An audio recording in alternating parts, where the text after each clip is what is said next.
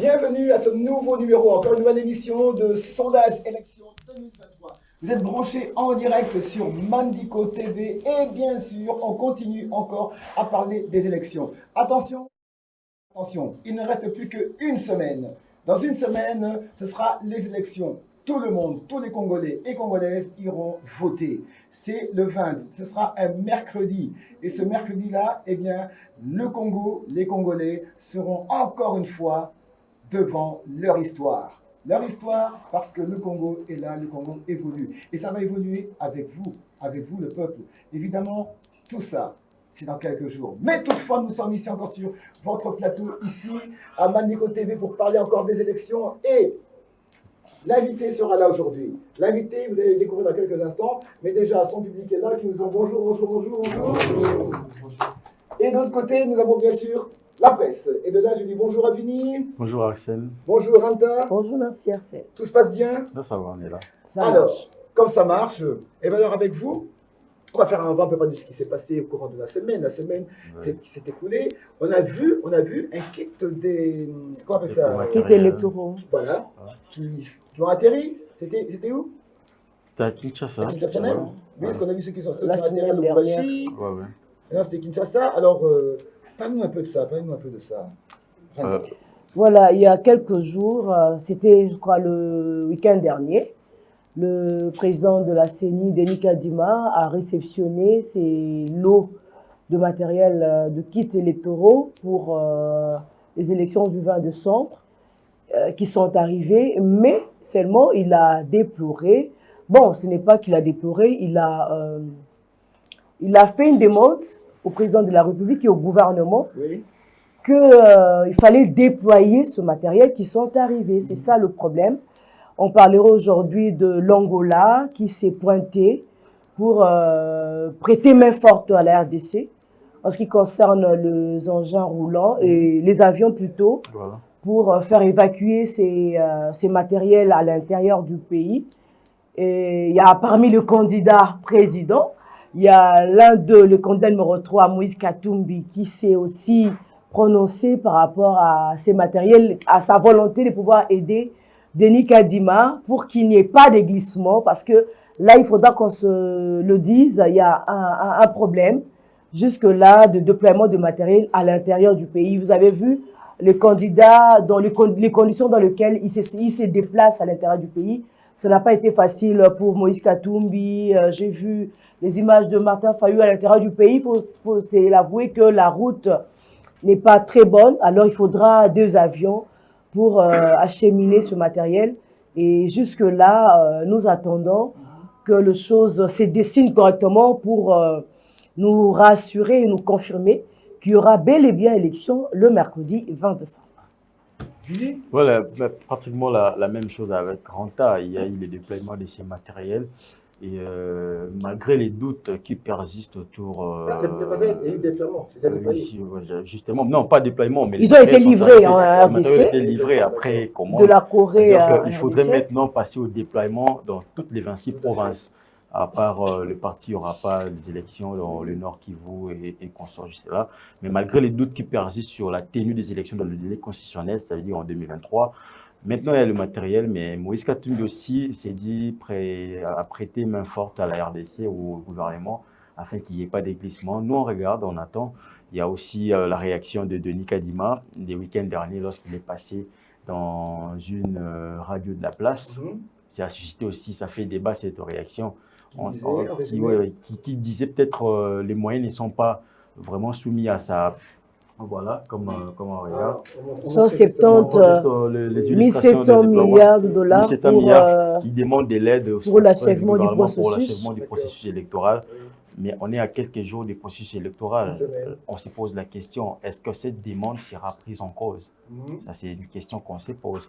Donc, on attend. Il faut qu'on se le dise, hein, Vini, ce n'est pas la première demande. Ce n'est pas la première demande. Il l'a fait à plusieurs reprises avec le ministre de Finances, Nicolas Kazadi, qui, à son tour, n'a pas pu réagir à temps. Voilà. Et voilà que nous sommes à une semaine de la dernière élection. Je pense qu'il y a un retard. De ce côté-là, il y a un retard. Voilà. Pour vraiment que les choses s'organisent de la bonne manière. Voilà. De ce côté-là, jusque-là, Il n'y a pas de changement de date, on est toujours sur le 20. Non, la date reste, c'est le 20 qu'il y aura les élections. D'accord. Peut-être on peut s'attendre à un changement l'un de ces quatre. Ah ouais, Pour c'est qu'il ça y ait, possible. oui, on envisage parce que du côté de l'opposition, on ne veut pas de glissement, du côté du pouvoir aussi, on ne veut pas de glissement. Alors réunissez les moyens pour qu'il y ait réellement des élections. Donc, rendez-vous Voilà. le 20. Rendez-vous les 20. D'accord. Alors, de ce côté-là, eh bien, aujourd'hui, comme je vous l'ai dit, nous allons recevoir un invité. L'invité d'aujourd'hui, il est le numéro 177. C'est un Quinois, c'est un Mwanaya Mon Amba. Il s'appelle Venance Eyanga Mboyo. Pour mieux un peu comprendre un peu de qu'est-ce qu'il s'agit, eh bien, tout d'abord, suivons d'abord le spot, annonce, et de là, on reste au plateau pour recevoir notre invité. D'abord, en image.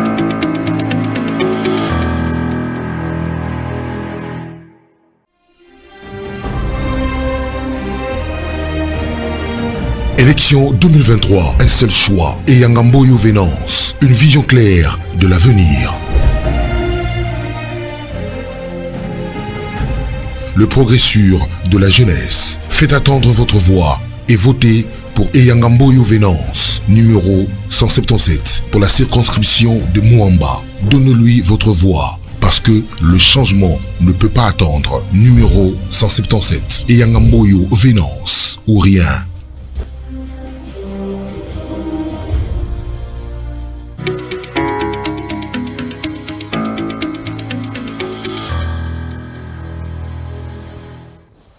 Numéro 177, vous venez de le découvrir à travers ce spot.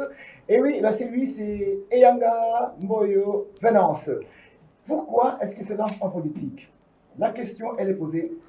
Et la réponse, elle est à Monsieur Eyanga Mboyo Junior que nous accueillons ici sur le plateau. Bienvenue. Voilà. Et ben voilà, vous êtes enfin là. Alors, première question. Monsieur Eyanga. Qui est Monsieur Eyanga? Alors, merci beaucoup. Bonjour à tous. Bonjour à Bonjour. ceux qui nous suivent en Bonjour. direct. Alors, je suis Eyanga Mboyo Venance pour déjà répondre à votre première question. Candidat aux élections législatives de cette année 2023, le numéro 177 dans la circonscription électorale de Moa. Mhm. C'est le peu que je peux dire pour le moment en ce qui me concerne. Oui. Je suis natif de Mouamba, plus précisément dans la commune de Kisenso, la commune qui m'a vu naître, Oui. grandir et faire presque tout dans cette commune. Et vous comprenez bien que je suis un natif de Mouamba, une des raisons de plus qui me pousse à être aligné sur, à me lancer plutôt dans cette grande bataille, précisément au niveau de Mouamba. Alors, pourquoi vous lancez-vous en politique maintenant? Qu'est-ce qui vous pousse? Quelles sont vos motivations de vous lancer en politique, Monsieur Eyanga? Alors la question est pertinente, alors très très pertinente. Qu'est-ce qui me pousse à faire la politique? Tout part de la compréhension de la définition que nous donnons de ces termes politiques. La politique, c'est cet art d'être à la disposition des autres pour les servir. C'est ça la politique. Contrairement à ce qui se dit, à ce qui se rencontre dans nos différents débats, dans nos différentes discussions, que la politique serait entre autres l'art de mentir, l'art de mensonge. Mais pour moi, la politique reste cet art d'être à la disposition d'une communauté pour servir cette communauté-là. Et par conséquent, cette raison principale ou cette motivation principale est celle d'être à la disposition de ma communauté pour travailler pour cette communauté, pour servir cette communauté, pour donner cet espoir à cette communauté qui n'attend qu'un seul idéal sur le bien-être. Le bien-être, effectivement, donc le social. Exactement. Encore une fois, le social. Et de là, maintenant, qu'est-ce que vous promettez à, à vos futurs électeurs? Votre base de Kisenso, principalement, puisqu'on parle de là, vous êtes là, vous êtes resté attaché, ce qui est louable. Alors, qu'est-ce que vous promettez à Bala Kisenso qui vous suivent maintenant? J'ai envie d'aller au-delà de Bana Kisenso parce que la circonscription électorale de Mouamba a 5 communes. Il y a la commune de Limité, la commune de Kisenso, la commune de Limba, de Ngaba et de Matete. Ce qui fait que ma promesse ne peut pas être assise sur une seule commune, sinon je n'aurais pas la raison d'être candidat de cette circonscription de Mouamba. Donc je promets, ma promesse, ça concerne toute la circonscription de Mwamba, de manière spécifique et de manière générale, toute la République démocratique du Congo, parce que le pays est un tout. La résolution de nos problèmes aujourd'hui, c'est un tout. Ce qui fait que résoudre le problème de l'unité, c'est résoudre le problème du pays, et d'où ma promesse peut être assise sur la district de Mwamba, mais également toute la République. Qu'est-ce que je promets à cette population, qu'est-ce que je promets à ces électeurs qui ont décidé de me faire confiance, qui ont décidé de m'accompagner, qui ont décidé de faire de moi leur représentant, qui ont en train d'espérer à ce que nous puissions faire mieux les choses, qui ont en train d'espérer à ce que nous puissions redonner la vraie valeur à un parlementaire. Qu'est-ce que je leur ai dit? C'est pas compliqué, c'est trop simple. Le schéma n'est pas un schéma compliqué. Le schéma aujourd'hui, nous connaissons qu'est-ce qu'un député national est censé faire. Le rôle du député ou la fonction du député est clairement décrite dans notre constitution, si ma mémoire ne me trahit pas. C'est l'article 100 de la constitution qui dit qu'est-ce qu'un député est censé faire. Premièrement, l'article te dit le député est censé voter les lois, légiférer les lois, mais également contrôler le dirigeant, contrôler le pouvoir central, contrôler l'exécutif, contrôler les entreprises publiques. Ce qui fait que je ne peux pas être député et inventer d'autres fonctions ou d'autres rôles que je suis censé jouer. Nous voulons rester dans ces fonctions-là, mais mieux le faire.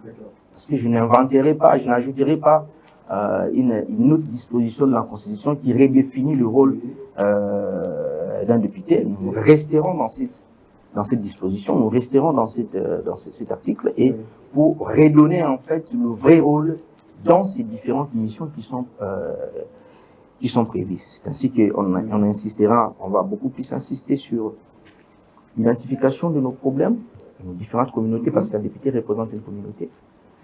L'insertion de ces différents problèmes dans le programme du gouvernement, dans le programme du président de la République. Et après, l'insertion de ces différents problèmes dans le budget de l'État, qui est l'instrument qui permet à l'État de penser, qui permet à l'État d'orienter ses priorités, mais également de contrôler tout ce qui sera, tout ce qui va être fait dans le cadre de l'action gouvernementale. D'accord. Donc c'est vraiment sur cette base-là que vous êtes vraiment lancé, vous êtes vraiment ancré en plein pied dedans. Et de là maintenant, si je vous pose la question de savoir, que pensez-vous maintenant du Congo d'aujourd'hui? Alors, l'histoire de la République démocratique du Congo ne commence pas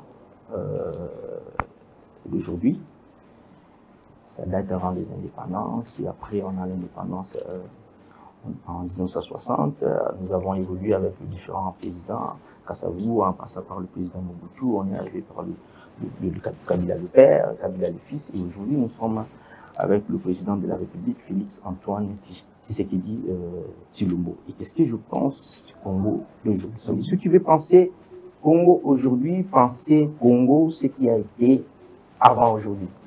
Parce que le Congo d'aujourd'hui n'est que le résultat de ce qu'elle était comme une nation. Vous voyez? Ce qu'elle était comme une nation. Et le Congo d'aujourd'hui n'est que l'héritage de tout ce qu'elle était comme une nation aujourd'hui. Maintenant, après, que dire le Congo d'aujourd'hui? Est-ce que le Congo d'aujourd'hui se comporte bien? Est-ce que le Congo d'aujourd'hui avance? Est-ce que le Congo d'aujourd'hui va mieux? La vérité, c'est que le développement ou le changement dans un pays, c'est un processus. Ça ne peut pas être inscrit pour une période de 2 ans, 3 ans, 4 ans, c'est un processus qui commence quelque part et qui avance. Mais le plus important aujourd'hui, nous sommes en train d'avancer. Nous ne sommes pas en train de reculer par rapport à ce qu'a été les Congo avant. Les bases sont en train d'être posées pour que le Congo connaisse cette vitesse dont tout le peuple attend d'elle en tant que nation. Et je pense, et je suis convaincu que le Congo d'aujourd'hui s'est lancé dans une dynamique où le peuple va finalement voir cet idéal qu'il a longtemps entendu sur le bien-être. Je pense qu'on est sur cette lancée-là. Absolument. Monsieur Yanga, nous sommes en démocratie. Et comment vous définissez la démocratie et que pensez-vous de la démocratie? Alors, la démocratie, ça veut tout simplement dire le peuple reste souverain. C'est-à-dire c'est lui qui donne le pouvoir, c'est lui qui donne la responsabilité, c'est lui qui donne, comment dirais, c'est lui qui donne confiance à ses dirigeants pour dire, il est le peuple, dans la démocratie, le peuple est à l'origine de tout. On ne peut pas parler de la démocratie sans parler d'un peuple qui prend la décision. C'est pour cela que nous assistons depuis 2006 à des cycles électoraux pour demander au peuple de se choisir ce propre dirigeant, de se dire, je décide que ce soit M. Hassan qui nous dirige, je décide que ce soit M. Venance qui nous dirige. En fait, c'est cela la démocratie. C'est-à-dire reconnaître le pouvoir vient du peuple, ce pouvoir est exercé pour le peuple. On ne peut pas faire autre chose.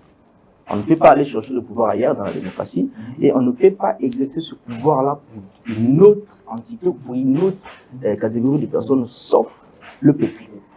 C'est ça, en fait, la démocratie.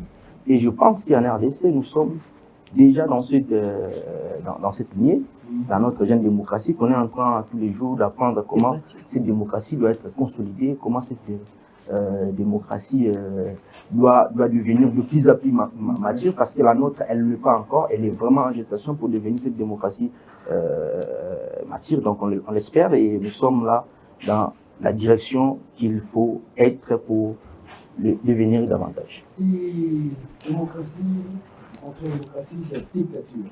Qu'est-ce que c'est dictature? Alors, qu'est-ce que je pense de la dictature? Vous l'avez très bien dit, que c'est le contraire de la démocratie, c'est-à-dire on va à l'encontre du principe démocratique. C'est-à-dire le peuple ne s'exprime pas pour avoir le dirigeant qu'il souhaite, et le peuple n'est pas bénéficiaire de manière directe de l'action gouvernementale. Le peuple subit en fait la pression, les comportements et la manière de faire de ces dirigeants. Et je pense que ce n'est pas la meilleure voie à emprunter pour un État. La démocratie reste la voie idéale, la voie objective, la voie optimale. Parce que ça permet au peuple d'être responsable de ses actes. Pour dire, j'ai choisi un dirigeant, il faut que celui-là travaille pour moi. Mais si le peuple ne choisit pas son dirigeant, le dirigeant ne saura pas être redevable vis-à-vis de ce peuple. Donc la démocratie renforce, elle est censée renforcer plutôt la redevabilité des dirigeants vis-à-vis de son peuple, qui est contraire à la dictature. Donc dans la dictature, je n'ai aucune redevabilité envers ce peuple parce que ce n'est pas lui qui m'a mis là-bas. Je suis arrivé là-bas en utilisant le mécanisme qui le peuple ignore totalement et le niveau de redevabilité est trop faible. D'accord. Merci beaucoup pour toutes ces bonnes réponses. On peut l'applaudir là. Alors, tout de suite, on va ouvrir le jeu, questions-réponses. Nous avons les questions des journalistes et les réponses de M. Péana. Alors, première question, j'envoie M. Vini. Voilà, merci beaucoup Arsène pour la parole. Bonjour Monsieur Venance et Yanga. Bonjour Monsieur. Bienvenue à Mandico Télévision. Merci beaucoup. Merci. De manière particulière, vous n'avez pas voulu identifier le problème au sein de Kisenso, d'autant plus que vous êtes candidat à Mouamba, qui est une circonscription électorale de plus de 4 communes. 5 communes, pour être précis. D'abord, quels sont les problèmes que vous avez identifiés au sein de votre circonscription et que vous comptez amener de résolution une fois élu? Alors, merci beaucoup, M. Arsène, pour votre question. Monsieur Vini, excusez-moi. Comprenez que j'ai été accueilli par M. Arsène. Vous êtes toujours à vos côtés. Voilà, merci beaucoup. Je disais, M. Vini, pour votre question. Quels sont les problèmes que nous avons identifiés au niveau des Mouamba? J'aimerais que vous notiez ceci. Le problème que nous identifions au niveau des Mouamba ne sont pas différents de nos problèmes de tous les jours en tant qu'État. Voilà. En tant qu'État, vous ne pouvez pas réfléchir à un problème sans que la district de Mouamba se retrouve dedans. Quels sont ces problèmes? Nous avons aujourd'hui le problème de la sécurité. C'est-à-dire, quand on réfléchit à sécurité au niveau de l'État, vous ne pouvez pas exclure Mouamba en tant qu'une entité qui ne vit pas cette insécurité. C'est l'un des problèmes qu'il faut donner la réponse. Le deuxième problème, je ne saurais pas citer tout. Nous avons aujourd'hui les problèmes des routes. Ce qu'on dit aujourd'hui, le ville où les provinces ne sont pas totalement connectées, ce n'est qu'un exemple. Vous pouvez aussi descendre au niveau de nos communes. Est-ce qu'aujourd'hui, la district de Mwamba est totalement connectée entre elles au niveau des provinces? Ça reste aussi un problème à résoudre. Si on parle aujourd'hui de la question de l'insalubrité, ce n'est pas une question propre à ma district, c'est une question d'État, c'est une question du pays qu'il faut résoudre. Bref, après, ce qui peut être différent, c'est les mentalités de chaque coin, mais nos problèmes restent les problèmes qui sont les mêmes dans tous les coins, qu'il faut très urgemment apporter des solutions que le président a déjà commencé à donner. Maintenant qu'il faut rester dans ça, renforcer cette façon de répondre, améliorer de plus en plus la gouvernance, parce que l'amélioration de la gouvernance est une fonction qui est continue. Voilà. Vous avez dit aussi que les communes ne sont pas connectées de par des routes qui permettent à faciliter le transport, mais également le bien des personnes. Et lors du dernier quinquennat, Félix Tshisekedi, il y avait un plan pour réunir en fait toutes les communes, reliées au fait. Soutenez-vous cette initiative et pensez-vous aussi qu'une fois élu, vous pouvez amener à bien ces projets? Alors, la connectivité de points, la connectivité des communes, la connectivité des provinces, c'est un levier du développement. Voilà. Vous voyez, c'est un levier du développement. C'est du fait qu'aucun président sérieux, dans n'importe quel pays au monde, peut concevoir son développement sans mettre un accent particulier sur la connectivité, qui est un levier très important pour le développement, qui entraîne pas mal des effets multiplicataires. Raison pour laquelle, moi, personnellement, je salue et je soutiens totalement cette pensée du président de la République de connecter le but qu'il a déjà commencé. Parce que je vous donnerai un exemple. Moi, je reste dans ma circonscription électorale de Mwamba. Il y avait un problème de connectivité entre la commune de Kisenso et la commune de Matete. Ce qui fait que nous qui habitons Kisenso, pour arriver à Matete, on avait soit le choix de payer plus cher. Pourtant, c'est proche. Exactement, trop proche. Voilà. Soit le choix de payer plus cher, soit le choix de faire le pied. Donc, quand tu fais le pied, ça veut tout simplement dire une dépense d'énergie supplémentaire. Vous voyez? Ça veut tout simplement dire tu perds même la capacité vous ne pouvez pas imaginer combien faire le pied et détruire même ton système de pensée pour faire ce que tu fais. Mais aujourd'hui, ces deux communes sont totalement liées. J'évoquerai les avantages de ce que cela a fait dans les minutes qui viennent. Bref, je soutiens totalement ce projet de connexion des provinces et des villes. Peut-être pour votre information, si vous n'avez pas cette information, mais j'en doute, en connaissant M. Arsène, en connaissant M. Vigny, en connaissant Madame Ranta, vous avez certainement cette information sur le programme du président. Si vous regardez le programme du président de la République, aujourd'hui, le programme du président a ce que nous appelons 6 engagements et 3 initiatives présidentielles prioritaires. Et parmi les 3 initiatives présidentielles prioritaires, vous avez ville assainie et ville connectée. Parce que l'objectif, c'est d'aller sur ces terrains-là, permettre à ce que les Kasaï se connectent avec tous les grands Kasaï, se connectent avec le Katanga, se connectent avec le Bandundu, avec le Congo central, avec le Kinshasa. Et permettre à ce que le ville soit propre, que le ville soit chasser. Donc, nous restons dans cette logique, dans cette dynamique, et nous restons convaincus que c'est le meilleur choix qui est un président, et prendre surtout un président qui dirige le pays comme la République démocratique du Congo. Voilà. Ranta, question. Honorable Eyanga Mboyo Venance. Candidat, oui, mais dans quelques jours, ça va vous porter bonheur. Peut-être c'est une prophétie aussi. Voilà. Je m'approche à ça. Très bien, voilà. Candidat à numéro 177 dans la circonscription électorale de Mwamba. natif de Kisanso.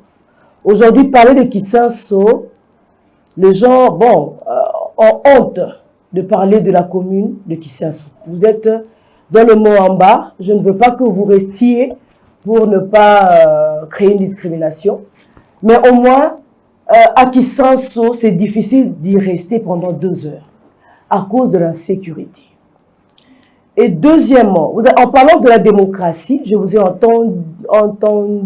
entendu dire que la démocratie, le pouvoir appartient au peuple, c'est les peuples qui donnent, qui mandatent le dirigeant. Aujourd'hui, vous serez appelé à de charges, à diriger. Et vu l'état de votre circonscription électorale actuellement, est-ce qu'il y a eu redevabilité avec les candidats qui vous ont précédé? Parce que quand vous venez, ça veut dire que vous êtes au courant de ce qui a été fait et ce qui n'a pas été fait. Faites-nous un peu un tableau là-dessus pour qu'on sache comment vous allez vous y prendre par rapport à tous ces problèmes et désidérata de vos électeurs. Pour se démarquer, comment allez-vous vous démarquer par rapport à d'autres? Mais est-ce qu'il y a d'abord la redevabilité? C'est ça le problème. Aujourd'hui, les candidats viennent vers la population pour vous demander « Votez pour moi, je ferai ceci, je ferai cela ». Une fois on vous mandate à l'Assemblée nationale, vous partez pour ne plus revenir. Et vous revenez que lors de la campagne électorale, monsieur Eyang Amboyo. Ah, merci beaucoup, madame, sur cette question de redevabilité. Plusieurs questions, hein, vous avez... Je pense que elle est centrale. Alors, je commencerai d'abord par le point que vous avez évoqué sur la commune de Kisanso, où aujourd'hui, je ne sais pas si je vais vraiment utiliser... En proie à l'insécurité. En proie à l'insécurité, honte, des histoires comme ça. Alors, la motivation que nous avons aujourd'hui, il faut, je l'ai dit comme ça, il faut redonner valeur à la commune de Kisanso. Voilà. Vous voyez, il faut que Kisanso retrouve sa valeur comme commune pas différente de la commune de Lemba, Mongafula. De Lemba. Ce qui donne de la valeur à un coin, à une communauté, c'est les gens qui représentent cette communauté-là. Parce qu'aujourd'hui, si nous envoyons un homme le plus intelligent de notre commune de Kisanso, par conséquent, je pense, madame, vous allez dire que les habitants de Kisanso sont intelligents. Si nous envoyons un délégué ou un représentant qui ne le pas, ses conclusions... Ou qui n'est pas à la hauteur. Qui n'est pas à la hauteur. Pour cela, dans notre bataille en tant que natif de Kisanso, de manière particulière, c'est redonnons valeur à cette commune pour que ce qu'ils voient et ce qu'ils regardent, ce qu'ils entendent, comprennent que Kisanso n'a pas seulement cette qualité de leadership, cette qualité d'homme, mais Kisanso a aussi une qualité à prévaloir. Voilà. Et travailler à ce que cette commune se retrouve en toi, non pas dans des valeurs qui ne sont pas correctes, non pas dans des antivaleurs, mais dans des valeurs républicaines. Parce qu'actuellement, c'est ce qui la caractérise. Je suis totalement d'accord, c'est d'ailleurs l'un des éléments qui m'énerve et puis qui vous motive. Qui est à la base de ma détermination. Pour qu'on cesse de voir ma commune comme cette commune qui n'a pas d'exister, comme des sous-hommes, comme cette commune qui n'a pas d'hommes intelligents, d'hommes compétents, d'hommes capable. Je vous informe, si vous ne le savez pas, je suis natif de Kisanso, mais je suis conseiller au sein de la cellule des affaires de la présidence. Vous comprenez déjà. Donc, je suis déterminé à redorer d'abord ce témoignage. L'image. Après, en parlant de la question de la redevabilité, ce que nous devons savoir, tout part déjà de mon appartenance dans un parti au regroupement politique. Très bien. Pour votre information, je suis membre du regroupement Actions audibles pour la bonne gouvernance. Le terme est AABG. Le terme clé, c'est la bonne gouvernance. Et nous prenons la bonne gouvernance. Qui dit bonne gouvernance? L'un des principes qui caractérise la bonne gouvernance, c'est la redevabilité. Le peuple doit savoir ce que tu as fait et pourquoi tu as fait ça, pourquoi tu n'as pas fait ça. Après, si vous analysez l'histoire électorale de ma circonscription, nous n'avons pas eu de députés qui reviennent pour dire aux électeurs, je passais ma première session de l'année 2019, ou ma deuxième session de l'année 2019, parce qu'on n'en a que deux, voici ce que nous avons pris comme différents textes. Et ces textes ont pour finalité, 1, 2, 3, 4, ils ont comme capacité à résoudre tel ou tel problème. Les 2 sessions qui viennent de se clôturer, nous avons fait 3, 4 contrôles parlementaires dont la finalité, ça nous l'avons pas connu dans cette circonscription. C'est ce qui va d'ailleurs vous mettre en discuter, vous qui venez maintenant là, parce que ceux qui vous ont précédé ne l'ont pas fait. Et comment est-ce que la population va vous redonner cette confiance? Parce que quand il y a vacances parlementaires, on voit l'élu aller pour l'Afrique du Sud, Dubaï, voilà la belle ville. Mais ils oublient qu'il y a les électeurs qui leur ont donné cette mission. C'est effectivement le message que nous sommes en train de transmettre aux électeurs de Muamba. Pour leur dire, nous devons faire les choses différemment. Vous devez être au courant de ce qui se passe parce que le pouvoir est pour vous. Pourquoi nous avons voté telle loi? Pourquoi pas telle autre? Pourquoi nous avons pris l'option de contrôler telle entreprise? Pourquoi pas telle autre? Ça, il faut que le peuple le sache. Parce que si le peuple n'a pas cette information, le peuple a le sentiment d'être roulé. Raison pour laquelle aujourd'hui, lorsque vous allez vers ce peuple-là, qu'est-ce qu'ils vous disent? On est fatigué de vous, le même discours, la même chose, on reviendra au même. C'est pour cela que le peuple aujourd'hui s'est content de bouffer l'argent des députés au lieu de comprendre est-ce que celui-ci mérite ma voix. Pour cela, nous disons la question de la redevabilité est au centre de l'action de mon regroupement politique et je ne peux pas m'exclure de cette logique de mon regroupement, politique. Donc, nous voulons nous démarquer de tous de l'héritage par un niveau de redevabilité très appréciable et nous serons à l'auteur. Voilà. Donc, là, vous êtes prêts à affronter tous ceux qui sont devant vous. Et c'est votre première mandature? Oui, c'est la première fois d'être candidat. Dites-moi, quand on parle des élections 2023, à tous les niveaux, présidentiels, députés comme vous, provincial et puis communal, mais sur terrain, on ne sent pas l'engouement sur terrain est faible par rapport aux années précédentes. Ouais. Qu'est-ce qui justifie? Alors qu'il y a plusieurs candidats en liste. Plus de 40 000 dans toute la République. Voilà, 4e mandature. Voilà. Là, c'est de 2006. On a tous vu, c'était 4e cycle électoral. C'était du sport en 2006. 2011, c'était aussi du sport. 2018 aussi, c'était du sport. 2023, on dort. Et pour faire l'élection, c'est dans une semaine. Voilà.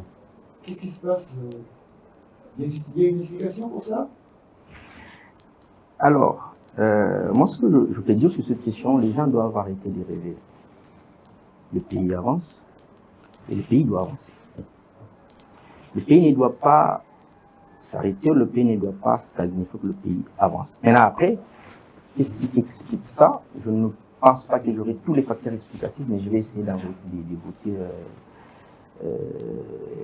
quelques facteurs. Le premier, c'est beaucoup de candidats douter de la tenue des élections. Je comprends pas pourquoi, et même ils en disposent de raison. Beaucoup de candidats espéraient à un dialogue. Je comprends pas. Pourquoi dialoguer? Pourquoi? Ça peur des élections? Vous voyez. Après, il y a une réalité que j'entends, c'est au niveau du financement de la CENI. Des candidats. Parce qu'aujourd'hui, on doit quand même se le dire. Ça, c'est au niveau interne des partis politiques. Au niveau interne des partis. On doit quand même se le dire aujourd'hui. Il y a une contrainte légale qui vous oblige d'avoir plus de candidats qu'avant. Oui. Parce qu'on vous dit, on ne veut pas aligner moins de 60%. Le seuil. La question du seuil. C'est-à-dire que pour un regroupement politique, si on se réfère aux 500 sièges, et excepté peut-être la particularité que nous avons pour toute la partie de l'Est, autour, Mississippi, qui n'a pas eu... et une partie du Maïndomé dans les Kwamout. Une partie du Maïndomé. Moi, ce qui fait qu'au lieu d'avoir une référence des 500, on a une référence aujourd'hui des 480. Donc, comme la référence était des 480 candidats, ça veut dire les 60%, ça vous ramène généralement autour de 291, 292 ou vraiment 295. C'est-à-dire on vous demande aujourd'hui d'aligner 295 candidats qu'il faut payer la caution, qu'il faut financer. Prenons un exercice simple. Si nous prenons, vous avez effectivement aligné le CEI tel qu'il demandait, c'est 60%, ça vous fait 295 ou 294 candidats. Et si tu prends un minimum de $1000, ça vous fait 294 000 balles, c'est pas le monde. 294 $1000. Ça 294 000 $. Et si vous avez aligné, là je suis qu'au niveau de la députation nationale, sans oublier qu'il y a la question de la députation provinciale où nous avons 784 ou 785 sièges, si ma mémoire ne me trahit pas. La particularité de ces sites, c'est que nous avons ajouté au niveau communal, nous avons plus de 2000 candidats au niveau communal pour un regroupement. Ce qui fait qu'un regroupement qui allume les candidats à ces 3 niveaux, vous avez pas moins de 2800 candidats. Je me souviens, moi, mon regroupement, on est autour de 1800, si je prends tous les candidats alignés. Voyez-vous financer 1800, financer 2000 candidats, financièrement, c'est pas facile. Je pense que ça aussi, ça explique aujourd'hui l'engouement que nous avons de moins en moins, contrairement au cycle passé. Parce que le cycle passé, les gens avaient du choix. Bon, ok, je vais aligner 100 candidats et je me base sur les 100 candidats pour avoir peut-être 30 élus. Je mets tous les moyens. C'est-à-dire mettre le moyen sur 100 et mettre le moyen sur 2000, c'est différent. C'est différent. C'est pour cela, certains regroupements, pour ne pas créer une discrimination, sont carrément décidés de ne pas financer, que chacun se prenne en charge. Et c'est tout ça. Et bon, à d'autres, je ne sais pas, je parle pas tous les tableaux complets, mais je pense qu'ils sont là les 2 facteurs qui aujourd'hui expliqueraient ce faible engouement. Les doutes, après la question du financement. Quoi qu'il arrive, le pays doit avancer, le pays doit changer.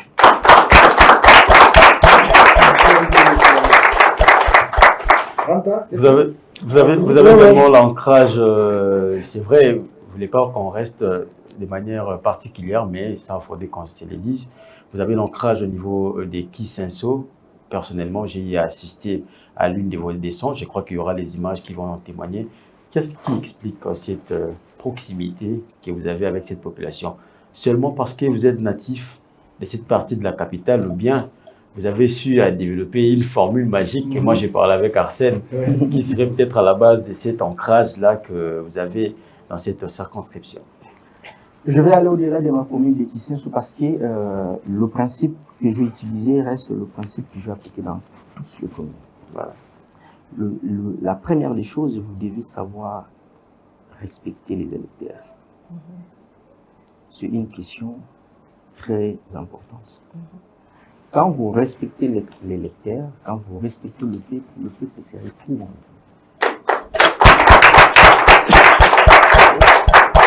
Et quand le peuple sait que ce monsieur me respecte, il me fait confiance. Parce que le respect ne se trahit pas. Pour cela, dans l'une de mes plus grandes stratégies, c'est respecter mon peuple. Parce que c'est de lui viennent mon pouvoir. Et c'est de lui viennent mes motivations pour lesquelles je dois travailler. Je le dis tous les jours, je travaille pour eux et je dois le respecter. Donc pour moi, c'est le peuple qui est mon patron. Je ne peux pas concevoir ne pas respecter mon patron. C'est pour cela, vous voyez, vous étiez à Kisenso, mais ça ne serait pas différent de l'Umité. Ça ne serait pas différent d'Engaba, ça ne serait pas différent de Limba, ça ne serait pas différent de Matete, bien qu'à des proportions différentes, mais vous ne serez pas, quand je suis à Matete, vous avez l'impression que je suis natif de Matete. Quand je suis à Ngaba, vous aurez l'impression que je suis natif d'Engaba. Quand je suis à Limité, vous aurez l'impression que je suis natif à Limité. Parce que j'ai appris à respecter les électeurs, le peuple, et à respecter les gens avec qui nous travaillons.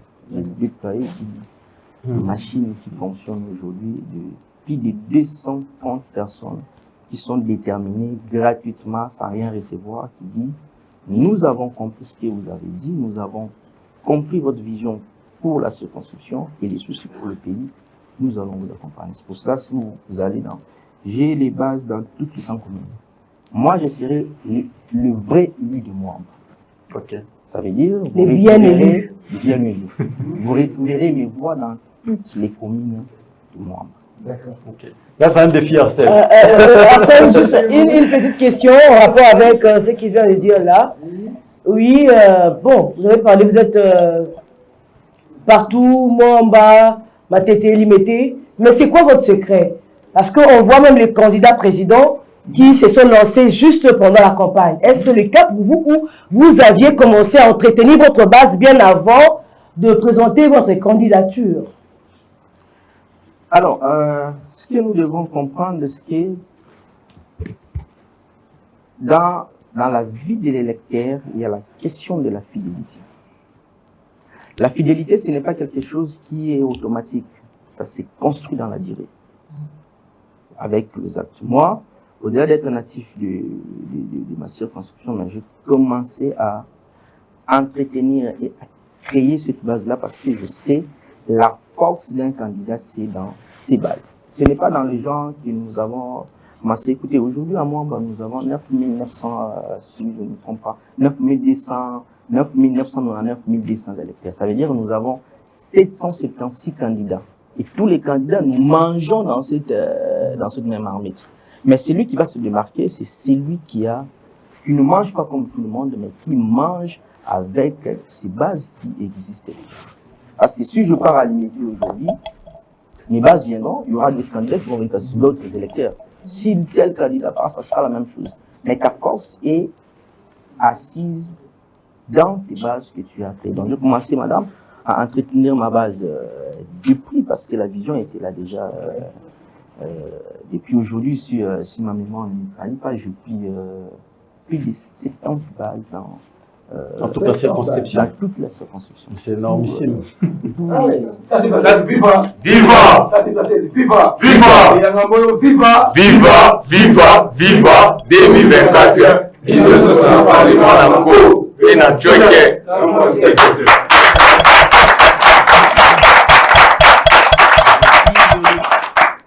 70 bases, parce que tout était parti de l'analyse sur le terrain, voilà, les quartiers, de la concentration des électeurs. Parce que la question électorale, elle est avant tout une question intellectuelle, avant qu'elle devienne une question de masse.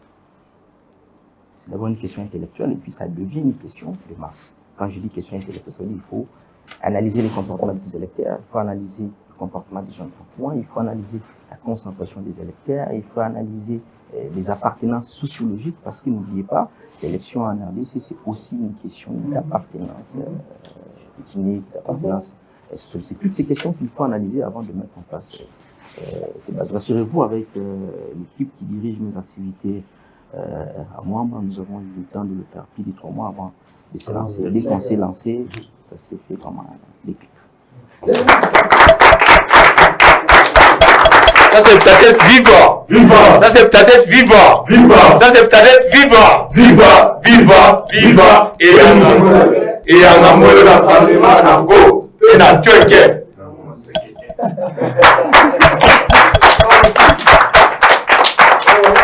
sent que vous avez une base qui est puissante. Très Ça se puissant. sent. Alors tout à l'heure, vous avez dit que le patron, c'est le peuple. Si j'ai bien suivi. Exactement. Voilà. Donc vous êtes aussi dans la logique le peuple d'abord? Il faut y rester parce que le patron, c'est lui le peuple. Comment tu fais pour prioriser une autre personne, une autre entité, autre chose que le peuple ou une autre personne que le peuple?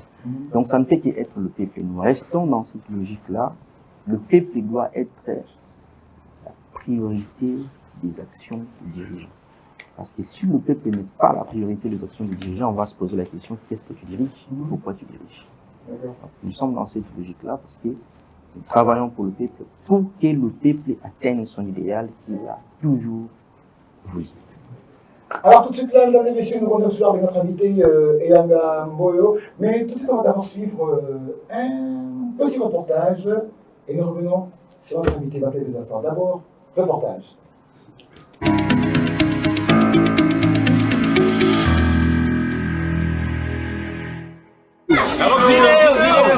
Le train des élections est en marche et les descentes sur terrain se multiplient et s'intensifient pour les candidats en lice pour le scrutin de décembre 2023.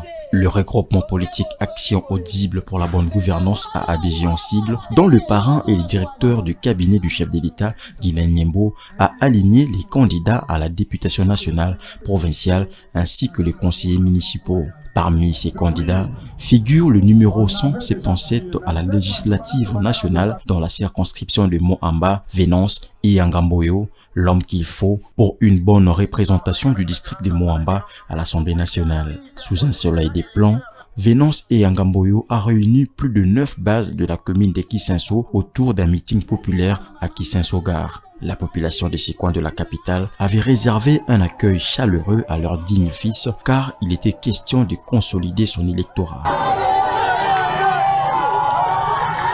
Dans son allocution, devant un bain de foule, le numéro 177 à la législative nationale, adulé et appelé affectueusement l'homme du moment, a remercié la population d'avoir effectué le déplacement et a par la même occasion exhorté cette dernière à voter massivement pour Félix Tshisekedi, candidat numéro 20 à la présidentielle et le numéro 177 à la députation nationale.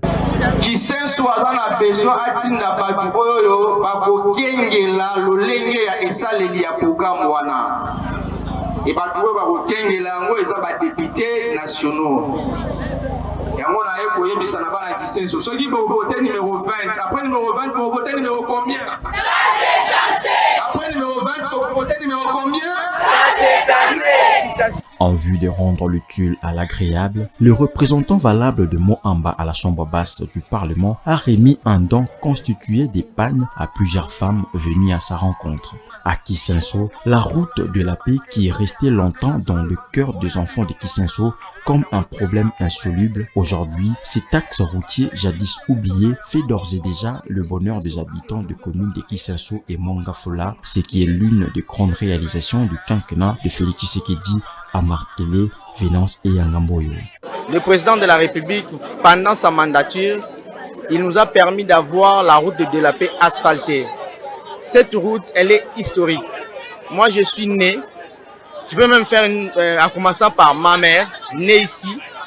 Aujourd'hui, elle doit avoir 5 ans, 6 ans d'âge. Et avoir la route ici, c'est historique. Cette route a permis aujourd'hui de permettre aux habitants de Kisenso de réaliser des économies et de vivre réellement ce que nous appelons la résolution des questions sociales. De manière simple, avant la route, ça nous arrivait de dépenser 4 500, 5 000 pour se déplacer. Donc si vous faites une moyenne de 4 000 francs par jour, et pendant 30 jours, on dépensait 120 000 francs congolais. Vous vous rendez compte? Mais avec cette route, aujourd'hui, si on dépense beaucoup, c'est 500 francs. Et si nous prenons 500 francs fois 30, on a 15 000. Donc, le président de la République, aujourd'hui, a permis à la population de Kisenso d'économiser chaque mois 105 000 francs. La commune de Kisenso a dit oui à son digne fils car les actions de ces derniers sont palpables. Venance et Yangamboyo, un homme, un idéal et une vision pour sa circonscription. Le 20 décembre,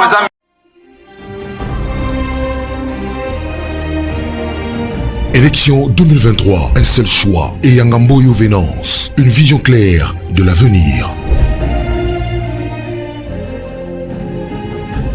Le progrès sûr de la jeunesse. Faites attendre votre voix et votez pour Yangamboyo Venance, numéro 177, pour la circonscription de Moamba. Donnez-lui votre voix, parce que le changement ne peut pas attendre. Numéro 177, Yangamboyo Venance, ou rien.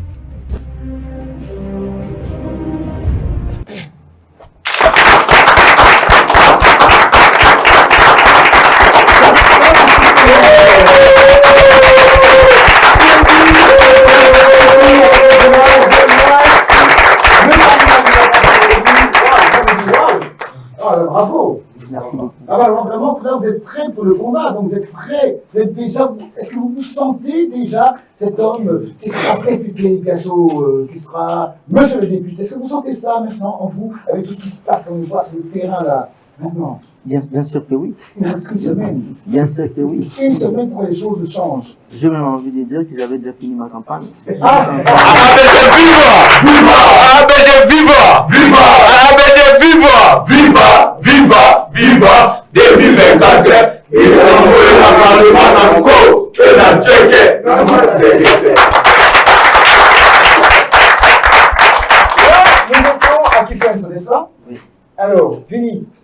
commentaire. De ma part, pas forcément une petite question par rapport à ces meetings, j'ai appelé comme ça des Kisenso. Quelles sont vos impressions lorsque vous réunissez plus de 1000 personnes lors d'un meeting? Il y avait un soleil des plans, la population était là depuis 9 h du matin. Quand moi je suis arrivé, on disait que c'était depuis 9 h. Quelles sont vos impressions d'abord en tant que candidat? Vous réunissez autant des femmes et des hommes comme ça lors d'un meeting populaire? Alors, ça me renforce plus dans le sens des responsabilités. Ça veut tout simplement dire que je dois être plus responsable que je devais l'être. Parce qu'il y a des gens, il y a des hommes, il y a des femmes qui vous font confiance, qui n'ont pas besoin d'être trahis. Et ça veut tout simplement dire que je dois être ce candidat ou ce député le plus sérieux.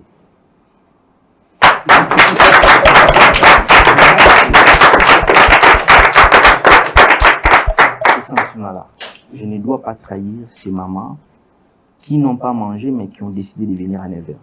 Je ne dois pas trahir ce papa qui ont... C'était un samedi. C'est-à-dire certaines personnes devraient être marchées, avoir les occupations, mais ont décidé, nous voulons écouter c'est d'une fille. Donc tu dois être plus responsable face à un peuple comme celui-là.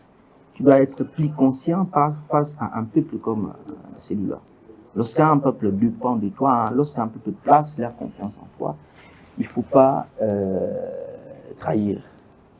Parce qu'entre l'amour et la haine, c'est deux voisins le plus proches. Le même peuple qui t'ont beaucoup aimé, ils peuvent aussi trahir. Et nous, notre combat, c'est de faire en sorte que ce peuple-là, qui nous aime, n'arrive pas à nous haïr après notre mandat. C'est un sentiment de responsabilité. Voilà.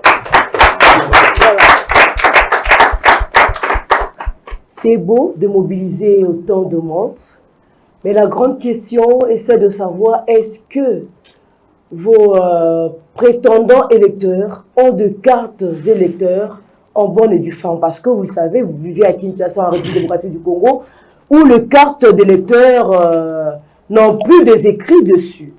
Donc, est-ce que pendant vos meetings, vous prenez le temps de leur expliquer qu'il faut aller avant le 20 décembre obtenir leur duplicata, où vous comptez, vous vous plaisez, vous réjouissez de la masse, vous dites que je suis populaire et le 20, on va voir que 2.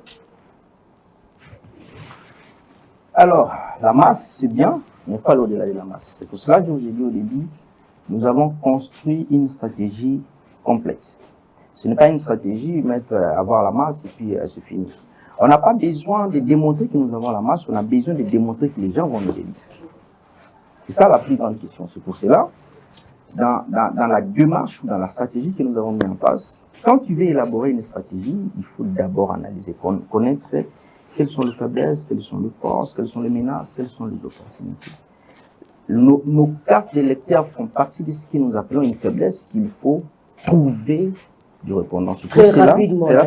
C'est pour cela, dans nos discours, depuis juillet 2023, avant même que la CENI parle de la campagne, avant même que la CENI convoque l'électorat, on a commencé à faire comprendre, à sensibiliser la population. Vous avez intérêt d'avoir vos cartes en bonne et due forme. Et depuis, je dirais depuis le mois d'août, nos électeurs ont commencé à faire le duplicata. Aujourd'hui, si je fais l'analyse, si ma mémoire ne me trahit pas, sur la liste des électeurs, nous avons au moins, statistique l'appui, 3700 électeurs qui sont derrière nous, qui ont reçu leur duplicata. Au-delà de ceux qui ont des cartes en bonne et due forme. Il vous est déjà arrivé aussi d'aller aussi là où c'est dans ces antennes de la CENI où on octroie ces cartes, parce que la tâche n'est pas aussi rendue facile.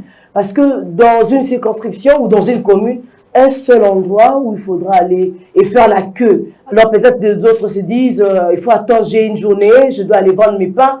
Je n'ai pas le temps pour faire ça. Est-ce que vous avez eu le temps de suivre aussi, d'arriver sur place, pour voir ce qui se fait et ce qui se passe? La vérité, c'est que je ne me suis pas déplacé pour aller sur place. Ce que je fais, j'ai responsabilisé mes électeurs. Parce que c'est une décision de la part. Et ils disent, nous voulons te voter. Nous voulons que tu sois notre représentant. Et moi, je leur dis, au nom de l'amour que vous me donnez, vous avez besoin d'avoir une carte électeur pour me placer à l'Assemblée nationale. C'est pour cela, depuis le mois d'août, mes électeurs à moi, mes mamans, mes papas, mes amis qui me font confiance, ont commencé à faire ces défilés-là et on les conscientise tous les jours. Même, je crois même ce matin, il y a même des gens qui nous ont fait rapport sur M. Tonton Boutamba, qui est mon directeur de campagne, M. Eric Boutou, qui est mon premier suppléant. Ce sont eux qui suivent un peu comment les choses s'organisent, etc. Mais je vous confirme qu'aujourd'hui, je plie les 3000 électeurs qui ont mis leur carte d'électeur dans toutes les 100 communes. Qui sont aujourd'hui, doit atteindre 1745 électeurs. Au niveau des limités, je crois que le dernier statistique, c'était 448 non limités, qui sont soldats au plus de 2000. 2400, c'est là qu'il y a beaucoup. À limiter, on a déjà atteint 400. Maquetté, on est autour de 300. En Gaba, nous avons, si je ne me trompe pas, 285. À Lemba, on n'a pas trop, ça doit faire une cinquantaine. Une centaine. Donc, ce sont des questions qui sont inscrites dans ma stratégie. Parce que je sais, pour être élu, c'est full, monsieur. Mais je peux vous confirmer, si vous allez avec ce plus de 1000 personnes-là, 80 ou 90% de ces gens ont leur carte. Et d'autres sont dans ce processus-là parce que nous avons un calendrier. Aujourd'hui, on est le 12. Les 12, on s'était dit au plus tard, le 18, la dernière personne qui a ce problème-là doit avoir sa carte. Car cela ne tienne, je ne sais pas si vous avez suivi le président Denis Kadima qui a dit dans l'une de ses émissions, dans une chaîne de la place, qu'ils sont en train de réfléchir au niveau de la CENI pour que personne ne soit inscrit le jour du scrutin. Donc c'est encore un élément qui me met très mal à l'aise. Au-delà de cet élément-là, qu'il y trouve des solutions ou pas, je sais que ces jours-là, 90% ou 95% des hommes, de femmes, de jeunes qui me font confiance iront voter parce que toutes les stratégies ont été mises en place. Très bien. Au-delà de ça, au-delà de la carte d'électeur, il y a aussi un autre phénomène qui ne date pas d'aujourd'hui, qui date de 2006, le premier cycle électoral qui a été convoqué. Les candidats qui sont venus ont distribué des câbles électriques, ils ont fait des raccordements, ils ont, ils ont construit de ponts, de passerelles, alors que ce n'est pas le rôle d'un candidat député. Je ne sais pas comment vous vous prenez pendant que vous êtes en campagne. Parce que c'est une réalité aujourd'hui. Le Quinois se disent, bon, ils se disent, tel va venir, on va rassembler de l'argent et puis on va se faire payer aussi parce qu'eux, ils gagnent 21 000 $. Est-ce que ces problèmes-là aussi est pris à cœur? Parce que c'est une difficulté, ça va vous mettre en difficulté au moment opportun. Ils ont été habitués à recevoir quelque chose alors que le travail est autre que celui-là. Alors, madame, je suis d'accord avec vous. Quand vous rappelez l'histoire des électorats en RDC 2006, 2011, 2018, la vérité, c'est que nous avons un très mauvais héritage sur le plan organisation des élections. On a fait comprendre à l'électeur congolais qu'un député, c'est celui qui est intelligent, un député, c'est celui qui donne l'argent. Tout le problème de la circonscription, c'est... On a pratiquement assisté à un phénomène que j'appelle de la socialisation du député. Le député est devenu plus ministre des Affaires sociales que celui qui vote les voix et celui qui contrôle. C'est pour cela, de moins en moins, nous assistons à un travail parlementaire de qualité. Mais de plus en plus, nous assistons à un travail social de qualité. C'est ainsi que les candidats construisent des écoles pour venir étudier gratuitement. C'est très bien tout ça. Mais vous devez responsabiliser l'État parce que l'homme est limité, l'État est illimité.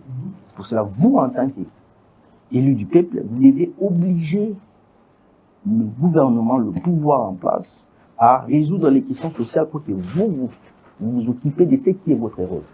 Mais c'est ça notre héritage. On ne peut pas exclure dans ton modèle que tu mets en place. Dans ton modèle que tu mets en place en tant que candidat, tu ne peux pas mettre Il ne faut pas aller bredouille, il faut aller... Si tu mets de côté cette information-là, tu es mal barré. Maintenant, après, il faut aller dans une approche différente. L'approche différente, c'est celle de faire comprendre à l'électeur, ça, ce n'est pas mon travail. L'approche que nous avons imprimée, nous avons appelé ça là, démontrer à ce peuple-là notre capacité à le verser qui doivent trouver la solution. C'est pour cela que vous verrez l'une de nos actions phares, ce ne sont pas des actions à caractère individuel, ce sont des actions à caractère collectif. Si vous allez à Kisensu aujourd'hui, vous trouverez des sous-sièges que nous sommes allés vers les gens qui doivent trouver la solution pour plaider, pour qu'ils viennent ériger des sous-sièges dans les différents points à forte intensité en termes d'insécurité. Et c'est là que je dis à mes électeurs, mon travail c'est d'aller vers ces gens-là qui doivent trouver des solutions pour que vous soyez à l'aise. C'est pour cela que je fais ces différentes démonstrations. Je suis contre le phénomène de socialisation du député national, la raison pour laquelle aujourd'hui les députés sont devenus plus commerçants que législateurs. Un député est devenu plus commerçant que législateur. Il brade l'émotion, il monnaie l'émotion. Il brade même les discours sur les interventions, une bêtise que vous ne pouvez pas imaginer. Il brade pratiquement tout, il brade des lois. Comment expliquer? Les contrôles parlementaires monnayés. Le contrôle parlementaire circonstanciel, le contrôle parlementaire non chronométré, vous voyez tout ça. Comme des règlements des comptes. Comme des règlements des comptes, des partis politiques, des histoires comme ça. Et le député, à un moment donné, a perdu ce rôle-là qu'il est censé jouer. Il est plus dans la mobilisation de fonds parce qu'on m'exige. Raison pour laquelle aujourd'hui, si vous regardez, on a des députés qui ont beaucoup comment on appelle ça, des ASBL, des histoires des fondations. C'est devenu pratiquement le modèle d'un député congolais. Vous avez parlé justement des contrôles parlementaires et tout ce qui va avec. Moi, j'ai eu une question aussi. Parce qu'il nous reste plus qu'une semaine et vous serez élu comme député à votre législation. Alors, il y a 10 commissions au sein de l'Assemblée nationale. Quelle est cette commission que vous aspirez le plus et pourquoi? Alors, tout part de ton profil et de ton parcours. Ça, c'est bien. Hein? Le 2, il y a la responsabilité du député élu, et elle a une responsabilité totale. Parce que même si tu n'es pas membre de telle ou telle commission, tu seras appelé à voter. Donc, de manière claire, je m'aspire à toutes les commissions. Maintenant, s'il faut aller vraiment vouloir rencontrer votre question, je le disais tantôt, tout part de ton profil. Qui suis-je? Je suis économiste de formation, je finis en 2013. Après avoir décroché mon diplôme aux humanités commerciales et administratives à l'Institut de la Colline à Kisensu, je suis allé à l'ENIKIN où je fais 5 ans en économie et j'ai décroché mon diplôme en 2013 en économie mathématique. Et je suis allé à l'IPC pour faire 2 ans de master en comptabilité et finance. Vous comprenez que mon parcours mon parcours académique, c'est un parcours économique. Ça se dit. Le 2, si vous rentrez dans ma situation professionnelle, j'ai commencé dans une entité, une agence de publicité en tant qu'assistant comptable. J'ai fait 3 mois. J'ai quitté pour aller chez Deloitte, là où je fais 6 ans en matière de contrôle fiscal, audit organisationnel. Après, en 2020, j'ai rejoint la cellule climat des affaires de la présidence où je suis conseiller en charge des questions économiques, financières et des questions fiscales. En maîtrise, j'ai été dans l'équipe qui a participé ou qui participait aux différentes sessions parlementaires à la commission ECOFIN pour le compte de la présidence, pour discuter des différentes réformes à mettre en place, parce que c'est là notre travail, pour discuter des stratégies. Donc, vous comprenez, et aujourd'hui, je peux être disposé à être dans n'importe quelle commission, mais je serai plus à l'aise à être dans la commission ECOFIN. Alors, pourquoi la commission ECOFIN? Parce que, notons aujourd'hui que le budget d'un pays, c'est l'instrument du développement. C'est-à-dire, on ne peut pas parler du développement sans réfléchir au budget. Parce que c'est là que nous trouvons comment nous allons dépenser et comment nous allons mobiliser le recette. Et ces 2 questions-là sont des questions cruciales pour le développement de l'État.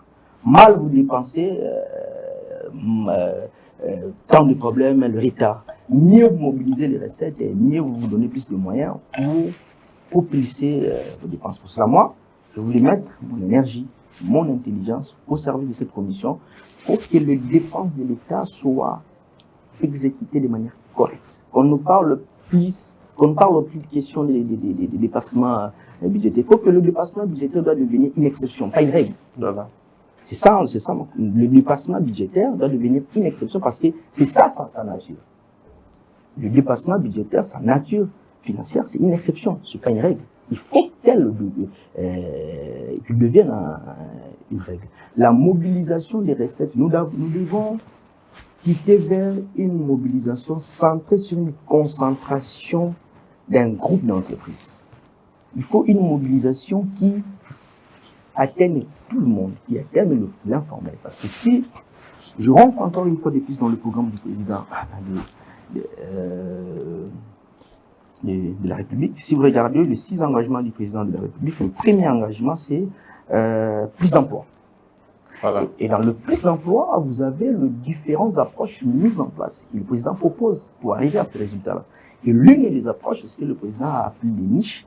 L'une des approches, c'est recourir vers l'informel pour que l'informel devienne formel et c'est moteur qui crée l'emploi. Et quand tu formalises l'informel, ça veut dire que tu améliores les niveaux des recettes. C'est pour cela, nous, dans cette commission-là, c'est aussi aller sur ces terrains. C'est pour cela, dans AABG, nous disons, rendons palpable la vision du chef de l'État qui se retrouve dans son programme.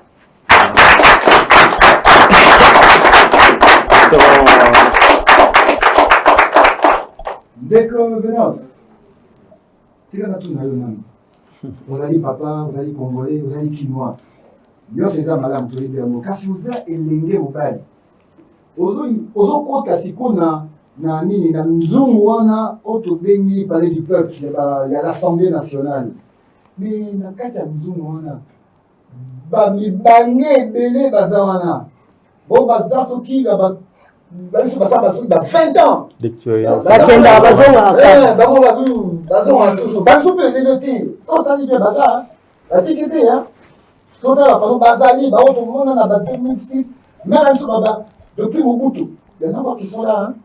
Il y en a encore qui sont là. Comment Bakoko? Assemblée nationale est comme le quoi carrière dans Bango, la profession. Ah, voilà. C'est cool.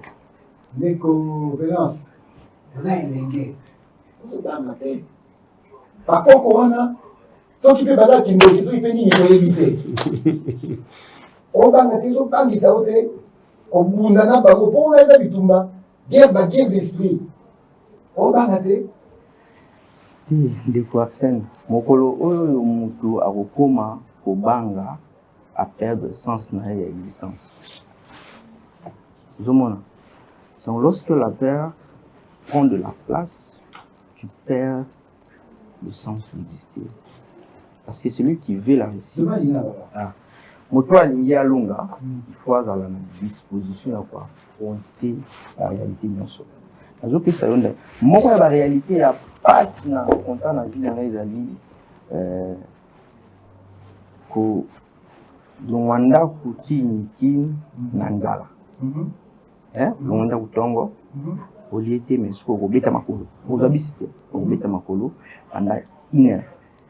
10 qui so aussi na poko ozonga pendant 1h30. Lemba koti banzalemba homme 30. Bingera homme 30 banzalemba onze cimetière olongo cimetière bi mulele okomi la colline paroisse Saint-Étienne okiti kumbucho kiti pa na biso na kiti. Et qui c'est soudain. Babilo ko c'est na banga ndi yangwana. Mais pour le peuple congolais, oyo bazozela bamona idéal na bango ekokisama. Et bah se rendre compte que dans le lenge ya kusala ya mokonzi mboka eza possible idéal na biso ekokisama. Baza na besoin ya bato oyo baza courageux bazo banga te. Yango quand tu construis ta stratégie avant de regarder aux autres, regarde d'abord à toi-même. Moi ce qui m'intéresse aujourd'hui, c'est quoi ma stratégie pour y aller? C'est parce qu'ils sont en train de faire, c'est parce qu'ils ont déjà fait. Vous voyez? Je sais que chacun, moi, j'ai entendu quelqu'un me dire, mais je vais rater moi, mais ça, grand golo. Je leur ai dit, mais moi, je ne suis pas un petit golo.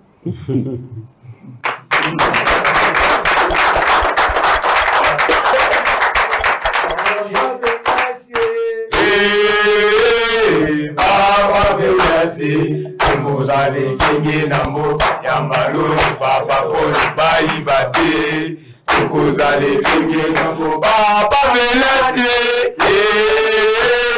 Papa Venati Tukuzale kinge nambo Kayamba lori batato Bari bate Tukuzale kinge nambo Ah mais je viva Viva Ah mais je viva Viva Ah mais je viva Viva Viva Viva 2024 Et à la mort la barre Manako Et la tchèque N'a pas essayé. Merci. Je ne suis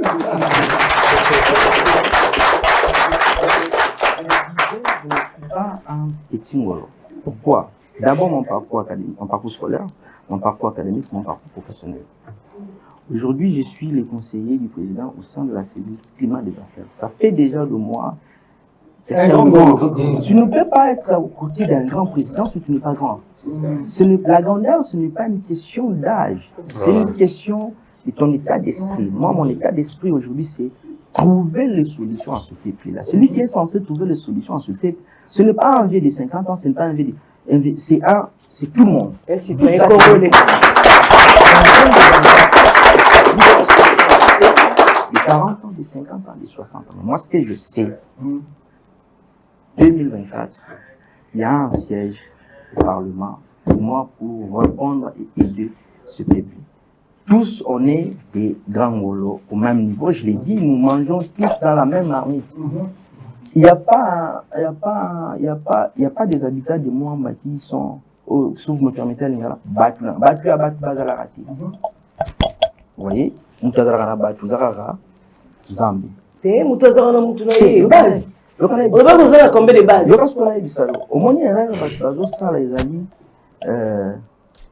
Les gens ont aligné les grands Ngolo en fonction de l'union.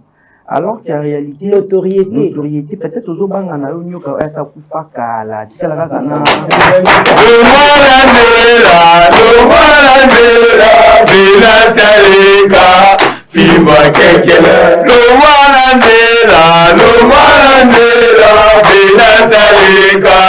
Bima kekele, bango mame bazomo na ye. Bima kekele, benati ye.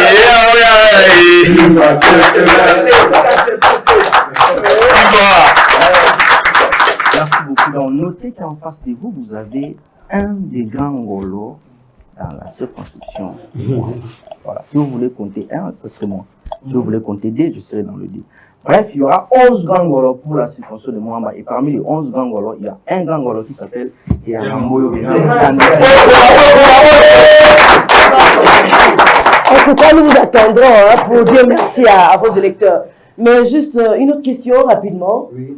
Vous parlez des actions audibles pour la bonne gouvernance. AABG. AABG. Vous pouvez nous parler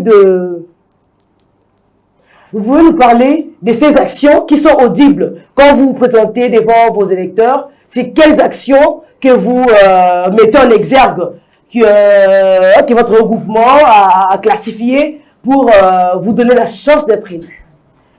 Voilà. Historiquement, nous devons déjà... En restant dans votre circonscription Ne vous en faites pas. Nous devons déjà noter que mon regroupement, c'est sa première expérience en ce qui concerne la bataille électorale. Vous voyez, il n'a jamais existé en tant que regroupement. Il a existé parce que nous avons une vision. Notre vision aujourd'hui, c'est rendre palpable la vision du chef de l'État. Parce que nous voulons que les actions du chef de l'État fassent écho. Raison pour laquelle nous disons, les actions audibles, ce sont ces actions-là qui se font entendre. C'est-à-dire qu'il faut que les actions du chef de l'État se fassent entendre au-delà, dans le feu du Congo. Mais ces actions-là qui doivent se faire entendre, il faut que ça se fasse entendre avec une manière de faire. Et cette manière, nous l'appelons la bonne gouvernance. En fait, ce que vous devez voir dans AABG comme une nouvelle approche politique, comme une nouvelle offre politique en République démocratique du Congo. Regardez, madame, prenez l'histoire de la République démocratique du Congo, de 60 jusqu'à aujourd'hui. Vous allez vous rendre compte que nous assistons plus dans les accords politiques que dans les accords de gouvernance. On sort de l'indépendance en 60, aussitôt sorti de l'indépendance, c'est Kassavou et Patrice Emery Lumumba qui se battent, moi ceci, moi le Premier ministre ne veut pas comprendre que c'est le Premier ministre, il veut être le président de la République, et des histoires comme ça. C'est déjà toutes ces questions-là. On quitte Kassavou et Lumumba, on sort, on vient avec le président Mobutu. Après, les 65 jusqu'à 73, ça marche. Et quand on commence déjà à entrer autour du premier pillage 91, 93, là, après le président a commencé à réfléchir, accord politique, il faut prendre le premier ministre, les Sphinx, le fait, le maître premier ministre, comme il était l'opposant, il faisait. On était tous dans une conservation de pouvoir autour des accords. On quitte le président Mobutu à partir de 90, on vient avec le président Kabila le Père. Nous connaissons comment il est arrivé au pouvoir avec toutes ces ramifications à gauche, à droite, toujours autour des accords. Et les accords se sont amplifiés davantage avec le président Kabila lorsque les élections étaient en demi. Il fallait aller de dialogue en dialogue. Il faut savoir qui aura quoi, raison pour laquelle on assistait régulièrement à des périodes échelonnées pour que les gouvernements soient mis en place, parce qu'il faut savoir quel parti aura quoi et non quel parti fera quoi. Plus loin encore, aujourd'hui, regardez, quand on est sorti du président Kabila, on a le président Félix-Antoine Tshisekedi entre 2019 et 2020, l'accord FCC cache. Sinon, nous, on aura 65% des ministères. Mais c'est base de quoi? Nous, on aura, vous aurez 35%. Ce qui fait que nous, on a 65%, vous avez 35%. On aura 65% du DG, des histoires comme ça. Ce qui fait que tout se passe autour d'un accord politique. Je pars plus loin même aujourd'hui avec certains candidats. On a vu au départ 26 candidats et aujourd'hui on a... C'est rallié à d'autres.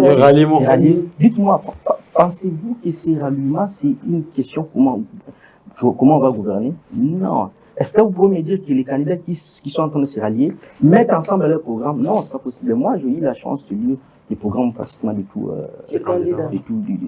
Mais puisque vous êtes dans l'ABG, c'est pour cela, permettez-moi de finir pour vous dire, aujourd'hui, ABG a compris que nous devons quitter d'une dynamique centrée autour des accords politiques vers une dynamique centrée autour des accords de gouvernance. Voilà. Parce que tant que nous n'aurons pas des accords centrés autour de la gouvernance, ça sera compliqué. Une dynamique centrée autour des accords de gouvernance, ça veut tout simplement dire, moi, je connais comment est-ce que nous comptons gérer le pays. Que ce soit moi, que ce soit vous, du moment où nous partageons la même dynamique de gouvernance, on peut te dire, vous serez ministre des Finances, vous saurez exactement ce que vous devez faire pour les comptes en termes de gouvernance. Aujourd'hui, c'est non, nous on veut le ministère des Finances parce qu'il y a l'argent, nous on veut le ministère du Travail parce qu'il y a ceci, parce que tout n'est pas, effectivement, partage de gâteau, c'est parce que tout n'est pas centré autour d'un accord de gouvernance. Et les actions audibles pour la bonne gouvernance, c'est la nouvelle approche, la nouvelle dynamique centrée autour de l'accord de la gouvernance et non autour de l'accord de partage des gâteaux, partage des ministères, partage des entreprises publiques, partage des portefeuilles. On n'est pas dans ça. De manière très brève, vous êtes dans ces regroupements politiques, Action audible pour la bonne gouvernance. Moi, j'aimerais savoir quel a été l'élément motivateur de votre adhésion dans ces regroupements politiques. La première des choses, un homme doit avoir des convictions. Le jour où l'homme perd ses convictions, il perd sa capacité à exister comme un acteur du changement, comme un acteur de développement. Vous voyez, un homme doit avoir des convictions. Si j'ai rejoint ABG, c'est d'abord par rapport à mes convictions. Ce n'est pas un secret pour personne. Nous connaissons le parrain du groupement ABG, c'est bien le directeur du cabinet, son excellence Guilain Nyembo. C'est un homme qui détient une vision concrète. C'est un homme qui a la lecture d'un autre Congo. Vous voyez, d'un autre Congo. Le Congo que Guilain Nyembo pense, ce n'est pas un Congo de partage de pouvoir. Ce n'est pas un Congo de partage de ministères, c'est un Congo de gouvernance.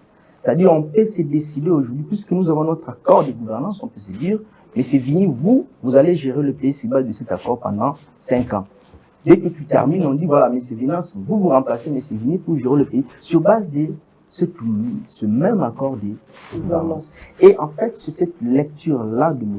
Guilain Nyembo qui m'a convaincu Et c'est Lectir aujourd'hui qui est en train de s'imprimer au travers de sa dynamique des jeunes Guylain Nyembo. Et je suis aussi membre de cette dynamique sur base de cette vision. Et cette vision-là m'a convaincu parce qu'il faut que le peuple congolais, où qu'il se trouve, il doit sentir les échos des actions du président. C'est là, en fait, l'approche et les soucis pour lesquels vous me retrouvez aujourd'hui à DG. Si je devais faire la politique, je devais l'être depuis l'âge de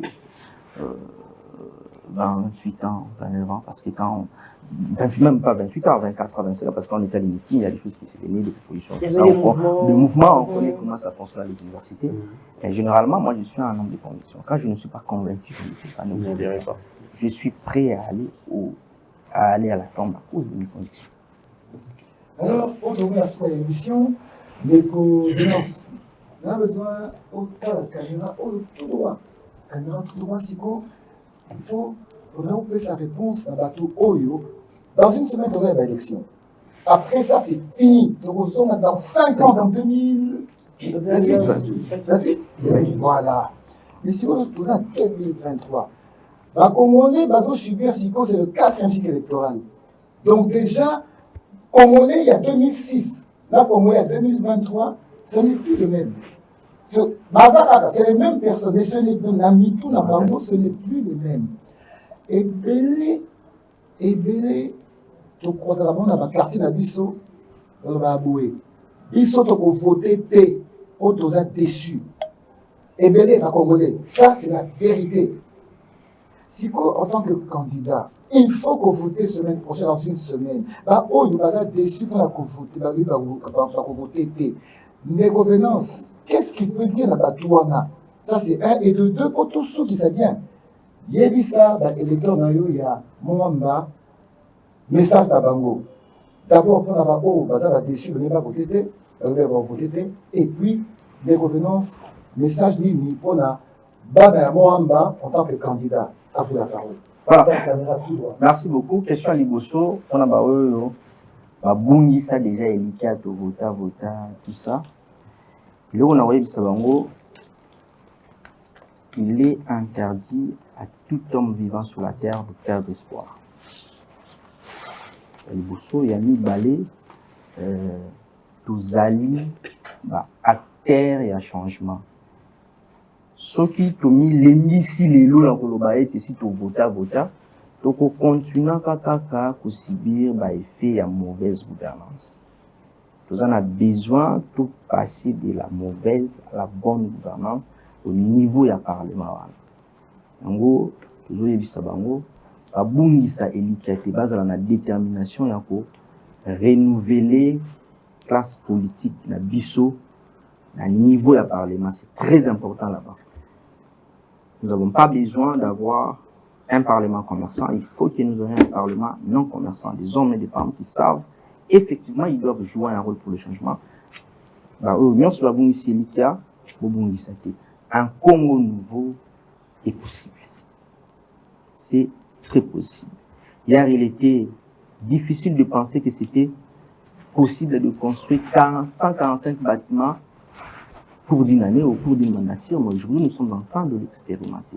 Hier, il était impossible de penser que c'était impossible de vivre la gratuité. Aujourd'hui, nous sommes en train de le vivre. Hier, il était lobby qui est impossible à été gratuité à accouchement. Le lot pour dire joie, courage, oui, l'amélioration de la gouvernance et pour les cas, Nanzela, Nayo. Faut pas observer de loin, il faut être tout près de ma communauté salam. Après, pour n'a pas na news sur ya mamba, na zo pesa bango numéro mibale. Pour que nous puissions conserver les acquis et les conserver de la plus belle manière. Le premier numéro est le numéro 20 il y a 2023. Donc, nous avons voté au niveau de la présidence de la République. Le candidat numéro 20, M. Félix Antoine Tshisekedi Tshilombo, il y a un candidat idéal pour le Congo, pour le Congo, il y a Bonsomi. Et puis, au niveau de la députation nationale, il y a Moamba. tokende ko voter numéro 177 et Yangamboyo Venance pour permettre biso de rendre vision à Mokonzi palpable na bakwana yango nyonso. En même temps, nous encourageons le peuple congolais à porter leur choix autour de candidats à AABG. Parce que les candidats à AABG sont des porteurs d'un message de bonne gouvernance. Plus nous aurons les candidats à AABG à Katia législative, plus nous serons rassurés que la bonne gouvernance sera une réalité que les Congolaises et les Congolais vont réellement vivre. Et c'est le dernier message que je voulais lancer à tout le peuple congolais à ce niveau. Viva! Viva! 177, viva! Viva! AABG, viva! Viva! Viva! Viva! 2024, Papa Venance, Papa Venance, Tokozale Kenge Nambo, Ambalo, Batato, Baibate, Tokozale Kenge Nambo, Papa Venance, Papa Venance, Tokozale Kenge Nambo, Ambalo, Batato, Baibate, Tokozale Kenge Namboka, Tondolo, Alia Tondolo, Tondolo, Alia Tondolo, Bavoisin, Bazana Zem, ya Papa Venance, Alia Tondolo, Tondolo, Alia Tondolo, Alia Tondolo, Bavoisin, Bazana Zem, ya Papa Venance, Alia Tondolo. Allez, terminé, on se retrouve pour notre émission et c'est comme ça que ça se passe. Sondage, élection 2023, attention, et Tigre les gars de la semaine et... Ça c'est un 7. Viva! Élection 2023, un seul choix, et Yangamboyo Venance, une vision claire de l'avenir. Le progrès sûr de la jeunesse. Faites attendre votre voix et votez pour Eyangamboyo Venance, numéro 177, pour la circonscription de Muamba. Donnez-lui votre voix, parce que le changement ne peut pas attendre. Numéro 177, Eyangamboyo Venance, ou rien.